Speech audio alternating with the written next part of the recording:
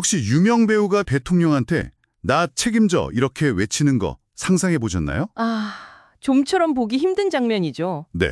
오늘은 배우 김부선 씨가 이재명 대통령을 향해서 과거 스캔들을 다시 꺼내면서 여러 요구를 하고 있다는 소식인데요. 저희가 이 속사정을 한번 자세히 들여다보겠습니다. 네, 관련해서 여러 언론 보도들이 나오고 있죠. 맞습니다. 저희가 오늘 살펴볼 자료는 바로 그 김부선 씨의 최근 발언을 다룬 언론 기사들이에요. 이 내용들을 토대로 해서 김부선 씨 주장은 뭐고 또 이재명 대통령 측 입장은 어떤지 그리고 이 논란 사실 꽤 오래됐잖아요. 그 배경까지 한번 차근차근 짚어보겠습니다. 네, 제공된 그 기사 내용에 한해서만 저희가 살펴보는 거죠. 물론입니다. 주어진 정보 안에서만 이야기 나눠보겠습니다. 자, 그럼 함께 좀 깊이 들어가 볼까요? 네, 우선 김부선 씨, 최근 목소리부터 좀 들어봐야 할 것 같아요. 기사들을 보니까 며칠 전이죠.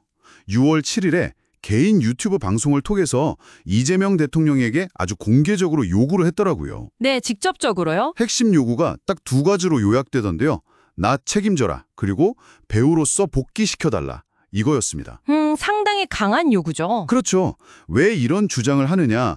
본인 말로는 이 대통령한테 속아서 지금 너무 어려운 상황에 처했다는 거예요. 아, 생활고를 호소하는 건가요? 네, 기사에 나온 표현을 그대로 빌리자면 완전 엑스털 되고 백수됐다. 쌀 떨어졌다. 쌀 돈도 없다. 아주 직설적입니다. 어휴, 굉장히 힘든 상황이라는 걸 강조하는 거군요. 성적인 글수위 같은 걸 언급하면서 정신적인 문제까지 주장하는 내용도 있더라고요. 아, 그 부분은 좀 민감한 내용이나요? 네, 물론 이건 기사에 나온 김부선 씨 개인의 주장이라는 점 다시 한번 강조하고요. 그리고 며칠 더 전 6월 4일 발언을 보면요. 또 다른 이야기도 있어요. 아, 또 다른 내용이 있었습니까? 네, 과거에 이 대통령에게 당신 같은 사람은 대통령이 돼야 한다 이렇게 덕담을 했었고 그가 결국 해냈다 뭐 이런 언급도 했다는 기사가 있습니다. 과거에는 좋은 이야기도 했었군요. 그러면서도 지금은 너무 힘들었다. 오랫동안 세상과 어울리지 못했다. 이렇게 토로하면서 정치 성향이나 지역, 빈부 이런 거 가리지 않는 좋은 지도자가 되어서 공정과 상식이 뭔지 보여달라 이런 당부도 덧붙였다고 해요. 네, 여러 감정이 교차하는 발언으로 보이네요. 동시에 경제적 어려움을 계속 호소하면서 후원 계좌를 공개하기도 했고요. 네, 이렇게 현재의 절박함을 계속 이야기하고 있는 건데요.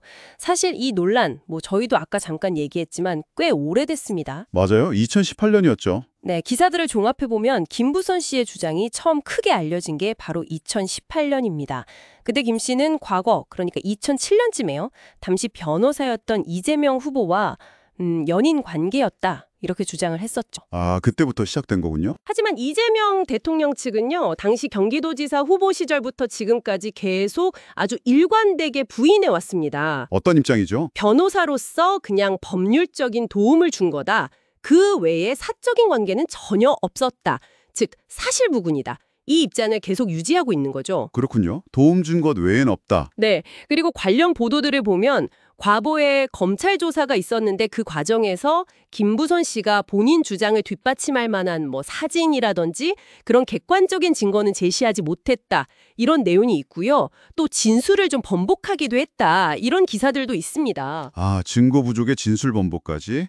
그럼에도 불구하고 계속 주장을 이어오고 있는 거네요. 네, 그런 상황인 거죠. 그래서 이재명 대통령이 당선된 이후에 김부선 씨가 다시 이 스캔들을 주장하면서 논란이 다시 좀 불붙고 있는 그런 모양새입니다. 그렇군요. 그러니까 한쪽은 계속 과거 관계 때문에 내가 지금 힘들다, 책임져라 이렇게 요구하고 있고 다른 한쪽은 처음부터 그런 관계는 없었다, 일관되게 부인하고 있고 과거 조사 결과도 김 씨 주장을 뒷받침하긴 어려웠다. 이게 현재까지 나온 정보군요. 맞습니다. 여기서 저희가 좀 주목해볼 지점은요. 물론 언론 보도 내용만 가지고 판단하는 겁니다만 과거의 증거 부족 같은 이유로 좀 일단락되는 것처럼 보였던 이 문제가 대통령 당선이라는 굉장히 큰 환경 변화 이후에 다시 공론화되고 있다는 점이에요. 네, 시점이 그렇죠. 특히 이번에는 과거 관계 주장뿐만 아니라 현재 겪고 있는 구체적인 생활고 호소라든지 배우 복귀 같은 그런 요구들이 결합되면서 논란의 양상이 조금은 달라진 면도 있어 보입니다. 확실히 그냥 과거 폭로와는 좀 결이 다르네요. 네, 물론 다시 한번 말씀드리지만 저희는 어디까지나 주어진 기사 내용만을 전달해드리고 있다는 점